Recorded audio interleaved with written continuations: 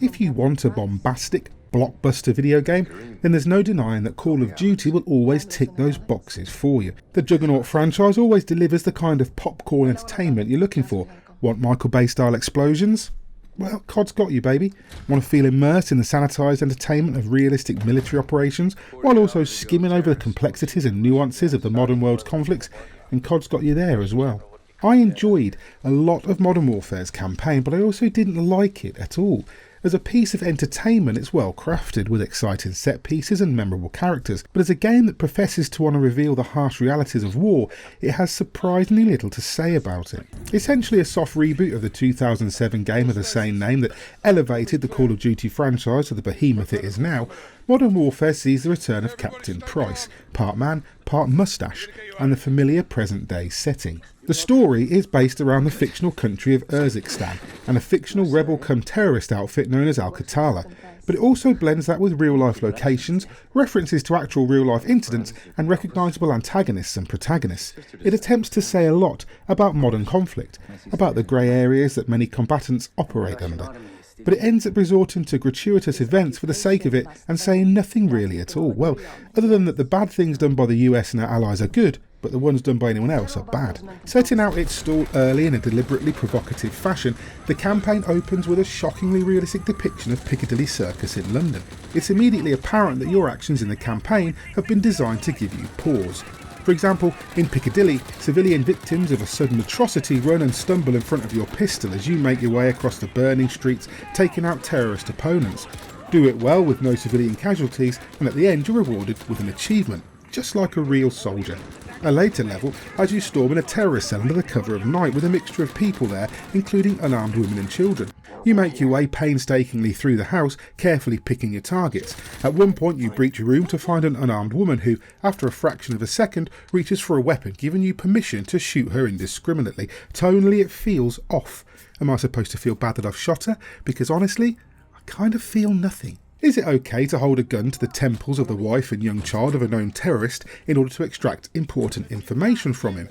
If yes, then why is it not okay when the main Russian antagonist uses the waterboarding technique to extract information from one of the game's main protagonists? The only answer that Modern Warfare seems capable of giving me is that it's okay when I'm doing it because I'm a good guy. Either way, I still feel nothing. Where I do feel things though is in the actual minute-to-minute gameplay. Modern Warfare is a well-executed piece of entertainment. The new engine makes the visuals sing, with some beautiful lighting work and excellent facial animation and motion capture. Pricey's moustache has never looked this good. The voice acting and audio are exceptional as well, and make for an exhilarating experience. The set pieces are as exciting as they've ever been, and there are some thrilling missions where you're pinned down with your backs literally to a wall, fighting off a never-ending swarm of enemies, bullets ricocheting around you. The gunplay is tight, with a sense of impact to each bullet you fire. Movement has been slowed down, and your character has a newfound weight that I haven't experienced before in a Call of Duty game, and I think it's better for it. It has a less arcadey feel to the action, instead making you feel like your actions need to be a little bit more precise. Throughout my playthrough I did experience a few frame rate issues, particularly when transitioning between a cutscene back into active play, which was a little distracting and disappointing in an otherwise polished campaign. Once the campaign is finished, you can continue the story in a roundabout way through a number of special ops missions that can be played cooperatively with up to 3 other people.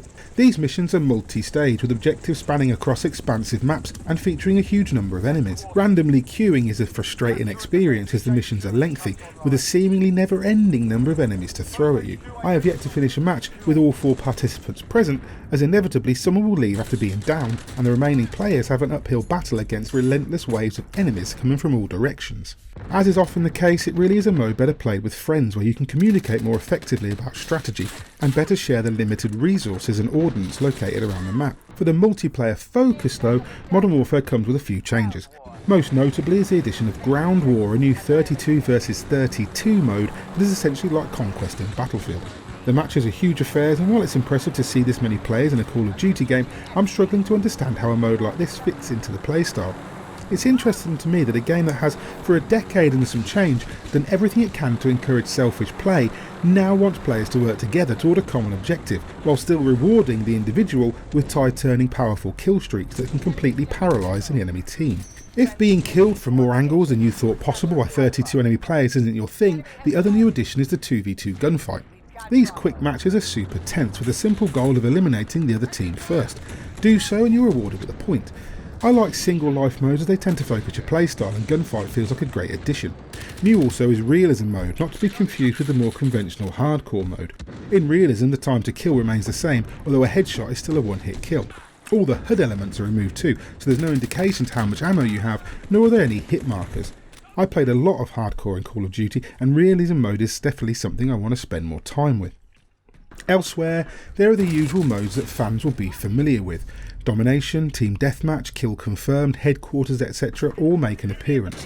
Classes have had a little reshuffle, with some perks now being assigned as field upgrades, which require a cooldown to be able to use. Things like Dead Silence, ammo resupply and a recon drone can be equipped that take a while to become active. Maps have also changed, with what feels like a complete abandonment of the traditional Call of Duty 3-lane approach. Furthermore, maps have more verticality and dynamic elements than I've seen in a long time, making them difficult to learn. These changes have had the effect of slowing the play down somewhat, which makes for a slightly less stressful experience, but also runs the danger of creating a situation where the learning curve feels too high for new players or frustrates more experienced players who like to get back into the action quickly. Modern Warfare is a good video game. Mechanically, it feels great to play, and individual campaign missions are tense and exciting. The voice work, animation and lighting provided by the new engine are excellent. The multiplayer loop is as addictive as ever, with some changes that do enough to mix things up for a little while, and yet it still left me a little cold. I think that after all this time, I'd hoped that with this reboot, Call of Duty might finally have something meaningful to say about the military conflicts it's used for entertainment for so long. Sadly though, it doesn't. It focuses on the atrocities perpetrated in conflict, but does so with blatant duplicity. My actions may be worth it in the face of the greater good, but what exactly is that greater good? I don't know, and I don't think Modern Warfare does either.